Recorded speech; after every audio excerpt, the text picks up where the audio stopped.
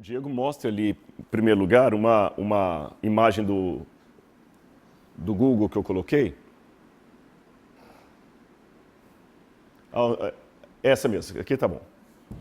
Essa aqui está escrito Cidade de Jerusalém, mas ela tem os contornos também de como era a cidade de Jerusalém cerca de 1.800 anos antes de Cristo.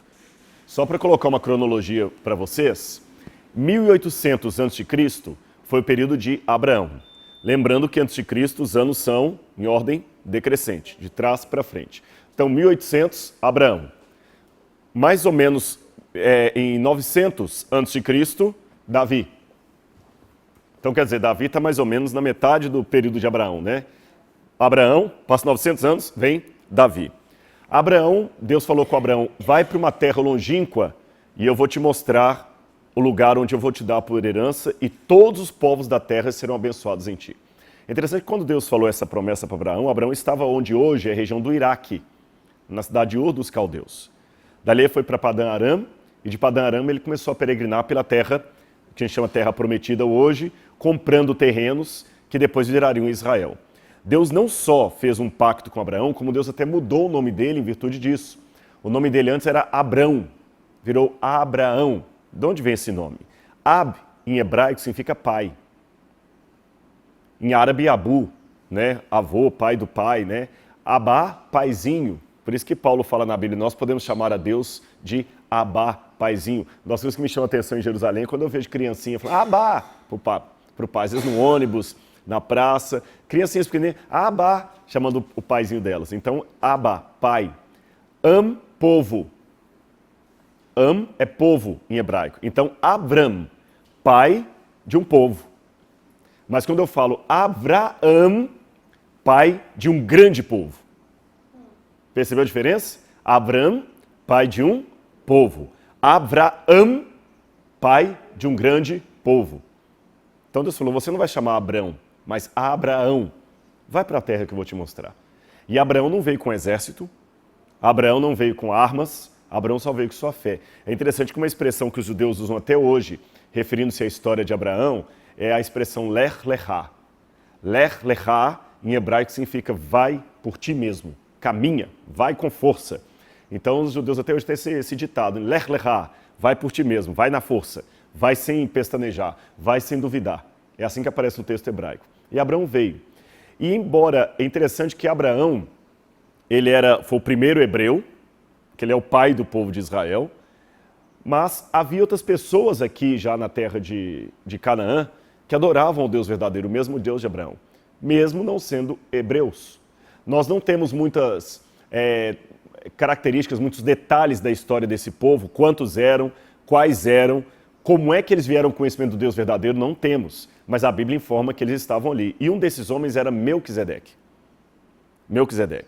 Abraão chegou aqui, no monte que posteriormente a gente chamaria de Monte Sião, tá certo? Aqui é o Ofel, colina do Ofel. Aqui vem o Monte Sião, então aqui está a colina do Ofel, Monte Sião, e aqui em cima o Monte Moriá. Foi aqui que Abraão subiu com Isaac para oferecê-lo em sacrifício a Deus.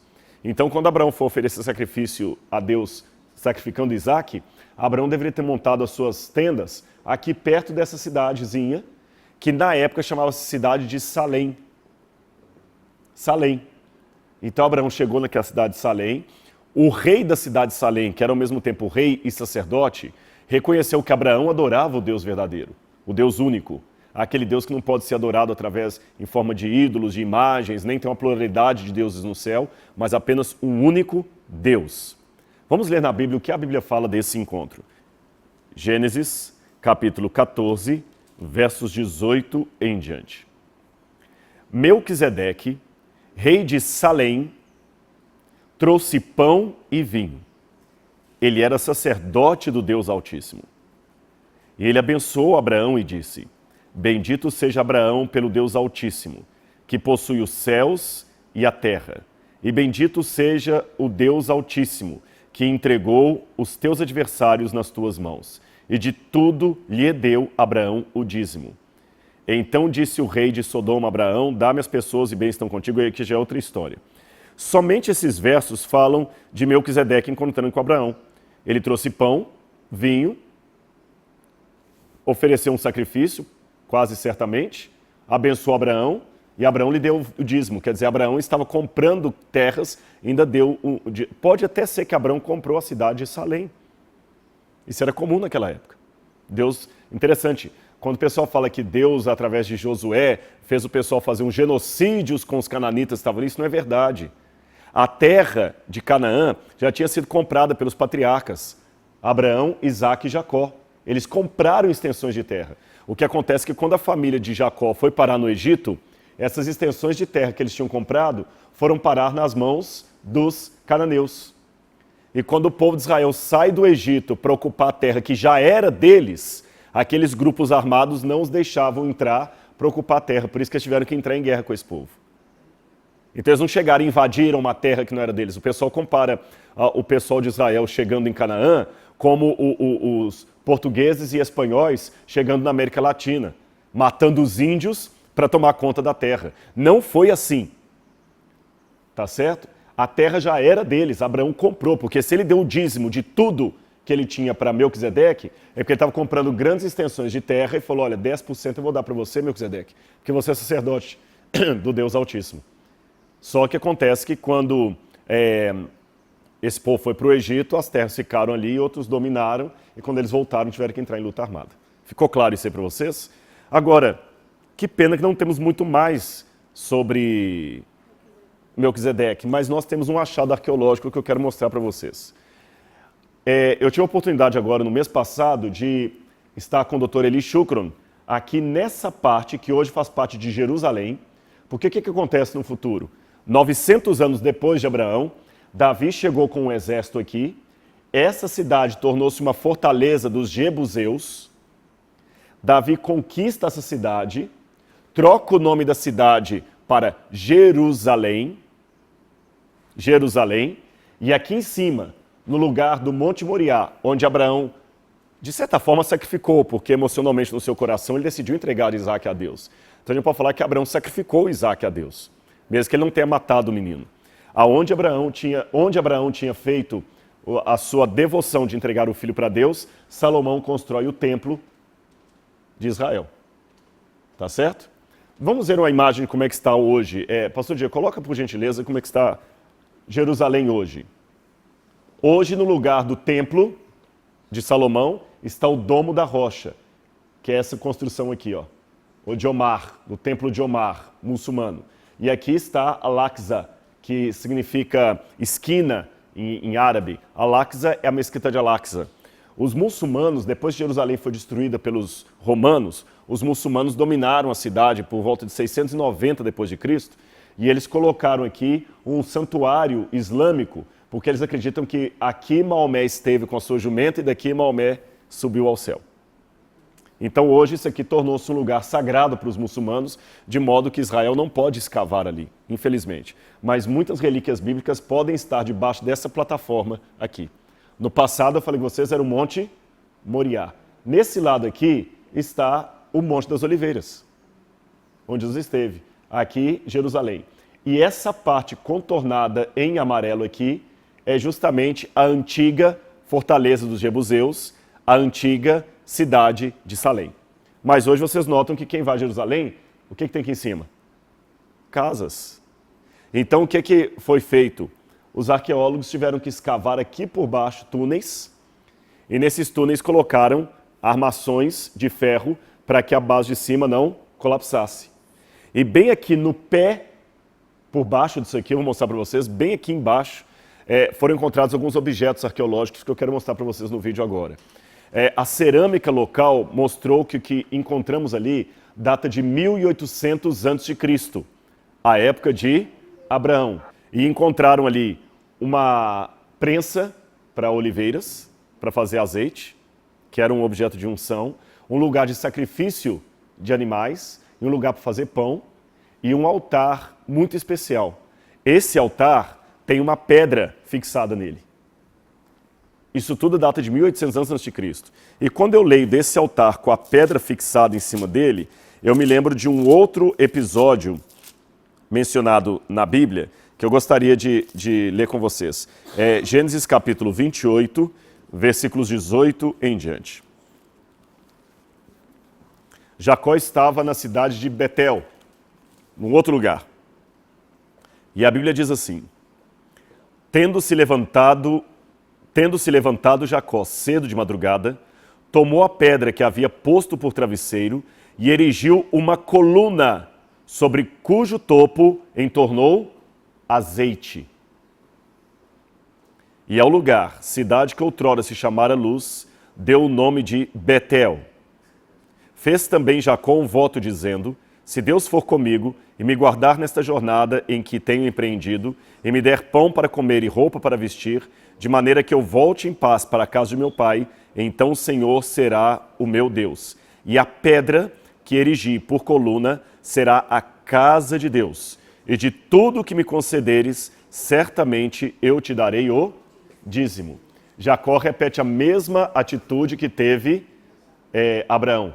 De tudo que Deus lhe deu, ele devolveu o dízimo. Mas me chama a atenção que aonde ele teve aquele sonho profético de anjos descendo e subindo uma escada até o trono de Deus, Jacó coloca um altar e em cima do altar uma pedra e derrama azeite. Lembram disso?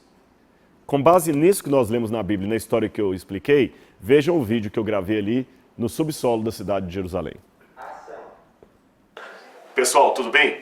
Eu estou nos lugares que mais me emocionou em toda essa viagem. Um sítio arqueológico que está sendo escavado por Eli Shukron, um dos mais famosos arqueólogos daqui de Israel.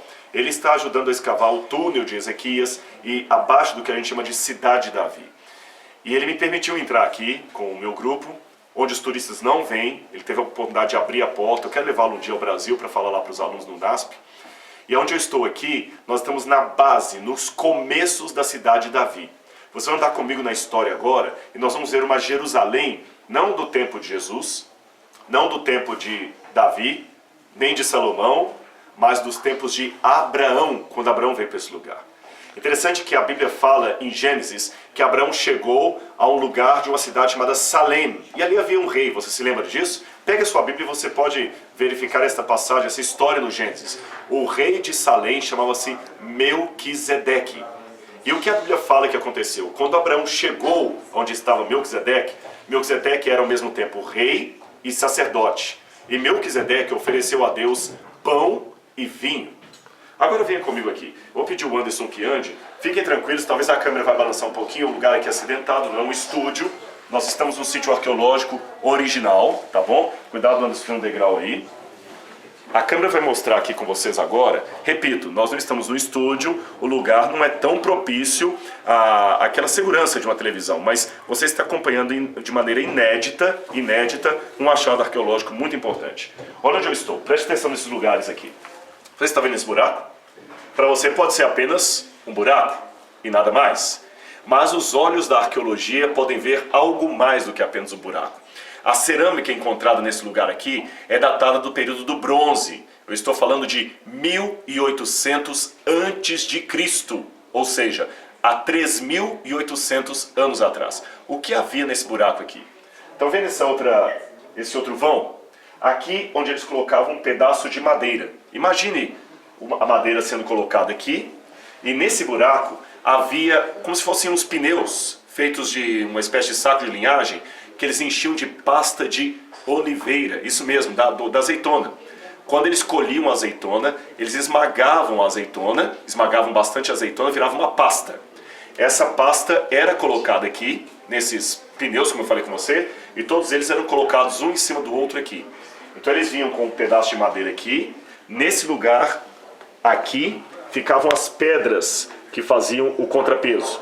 Então nesse modo, imagine um pouquinho, volta para a minha câmera aqui, você vai poder ver nesse lugar, só volta aqui para eu explicar, colocava-se então um pedaço de madeira e esmagava e tirava a azeitona, o óleo da azeitona, o azeite de oliva. Eles pegavam, o azeite saía aqui dentro do buraco, onde havia um pote com água. O azeite era colocado ali, a água evidentemente não mistura com o azeite, eles conseguem pegar o azeite e utilizar. O azeite era usado para unção. não apenas para fazer pão ou acender lamparinas, mas também para rituais de unção de reis. Agora vamos continuar andando. Aqui é um outro lugar muito importante. Neste vão, eles encontraram, que você vê que está entrecortada a pedra, o que havia aqui originalmente? Um altar de sacrifício. Eles colocavam as pedras aqui e faziam este altar. Estão vendo um buraco aqui? Onde havia um lugar para se lavar, para preparar o altar. E este vão que você está vendo aqui, quem você deduz que é? Consegue imaginar? Este vão aqui era onde o sangue do animal escorria. Então imagina o que eles faziam. Eles traziam o animal degolado, ele era degolado numa outra sala ali, eles preparavam a carne deste animal e jogavam aqui no altar. E aqui eles queimavam a carne do animal, com o azeite misturado, sangue e tudo mais. E o sangue corria por aqui. Então, nesse lugar onde eu estou, sacrifícios ao Deus único foram feitos cerca de 1800 anos antes de Cristo. E por que eu digo que eram sacrifícios feitos ao Deus único? Porque a arqueologia mostra que o tipo de ritual de sacrifício que era feito aqui é muito semelhante àqueles que Deus vai prescrever para Moisés. Agora, curioso, quando eu estou falando do tempo de Abraão, 1800 a.C., e que aqui era Melquisedeque, uma coisa que nos faz pensar é que Abraão foi chamado por Deus porque, diferente do paganismo da sua época, Abraão adorava a um único Deus, correto? Mas a Bíblia fala que existiam outras pessoas, além de Abraão, que também adoravam um único Deus. Um deles era Melquisedeque. Agora, curioso que, através de Moisés, dos escritos de Moisés e dos demais profetas do Antigo Testamento, nós temos a Bíblia contando a história de Abraão. Eu posso dizer que nós temos, então, a Bíblia de Abraão. Nós temos a Bíblia de Moisés. Mas não temos a Bíblia de Melquisedeque. Mas o livro de Gênesis me revela que Melquisedeque adorava o Deus único e verdadeiro, o mesmo Deus de Abraão. Então, raciocine comigo. Qual seria a Bíblia de Melquisedeque? As pedras, o que a arqueologia deixou. Nós podemos trabalhar com uma alta possibilidade arqueológica que este foi o exato lugar aonde Abraão se encontrou com Melquisedeque e eles ofereceram um sacrifício ao Senhor. Entendeu por que eu fiquei emocionado? Este lugar onde eu estou é o mais antigo registro arqueológico do culto monoteísta, do culto ao único Deus, 1800 anos antes de Cristo. Mas há mais um cômodo que eu quero mostrar para vocês. Vou pedir o Anderson que venha comigo. Há outras pessoas visitando aqui. Não se preocupe se vazar algum som. Como eu falei, nós não estamos no estúdio. Nós estamos num lugar arqueológico. Só que precisa de Eu vou iluminação. tentar pegar aqui com o Dr. Chuca uma lanterna. The light, please. Eu vou pegar com ele. Nós vamos filmar aqui. Só um pouquinho. Esse aqui é o arqueólogo que escava na região aqui. Ele é muito simpático, viu? E eu perguntei para ele fazer uma filmagem. Ele falou que em breve ele vai ao Brasil. E lá no Brasil eu vou poder entrevistá-lo. Preste atenção aqui agora. Vem comigo. Estão vendo aqui uma pedra? Você vai falar, tá bem, apenas uma pedra. Mas se você olhar bem, mesmo que você não seja um arqueólogo, com o olhar um pouquinho atento, você nota que essa pedra foi colocada em pé por alguém. Todo esse lugar aqui estava virgem, ou seja, quando os arqueólogos o escavaram, eles encontraram o local exatamente como ele foi deixado há mais de 3.000 anos atrás, 3.800 anos atrás. Agora, qual o interesse dessa pedra colocada aqui diante de um altar? Você percebe aqui, pelos modos, que pedras foram colocadas fazendo um segundo altar aqui. Então nós temos um altar lá em cima e temos outro altar aqui embaixo. É interessante que se você ler a Bíblia, de novo, o livro do Gênesis, você vai perceber que Jacó chegou a um lugar chamado Luz, quando ele estava fugindo do seu irmão. E ali no livro do Gênesis diz que Jacó teve uma visão, você se lembra disso? Ele teve uma visão que ele viu o céu aberto e anjos de Deus subindo e descendo por uma escada até o céu, até o trono de Deus. E quando Jacó acordou daquele sonho, Jacó ficou tão empolgado e falou assim, esse lugar é maravilhoso. Esse lugar, que outrora se chamava Luz, eu chamarei de Betel, que significa casa de Deus em hebraico. Beit El, a porta do céu.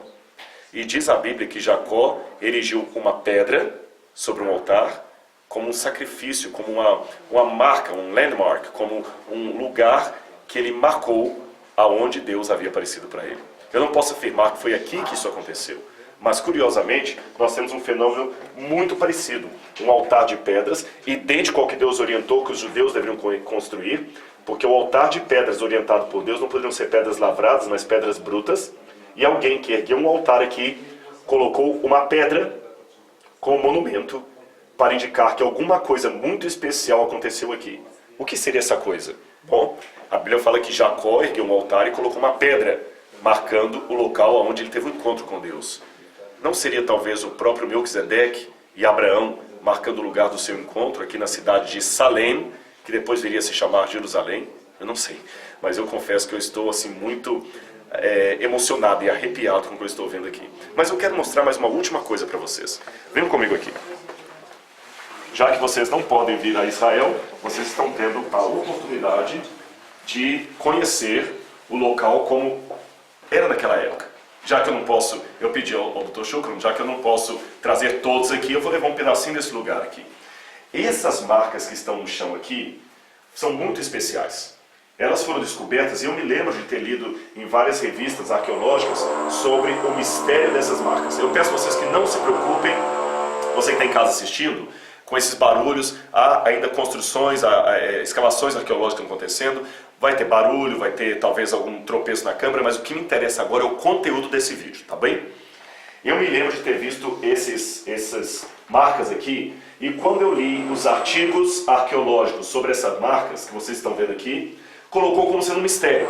Perguntaram, será que algum tipo de escrita, algum tipo de letra antiga? O Dr. Shukran tem uma opinião que faz sentido. Ele presume que aqui era onde o animal era pendurado, porque o sacrifício era feito como? O animal primeiro era degolado, o sacerdote pronunciava uma bênção sobre o animal, vamos por partes, ele colocava as mãos e falava Baruch atah Adonai e abençoava o animal com alguma bênção. Baruch atah Adonai significa que o Senhor te abençoe. Depois que, ou bendito seja Deus, melhor dizendo, depois que o animal era abençoado, ele era degolado. Uma vez degolado, o seu sangue era tirado e o animal era pendurado aqui para que a sua pele fosse tirada. A pele era entregue ao sacerdote e a carne era levada para aquele lugar para ser sacrificada. Então aqui o animal era colocado e lá ele era sacrificado. E você tem mais um buraco aqui que me chama a atenção. Tantos buracos, não é mesmo? Mas esse aqui é diferente daquele anterior. Vou pedir ao Anderson que venha mais de perto aqui. Ele é diferente daqui.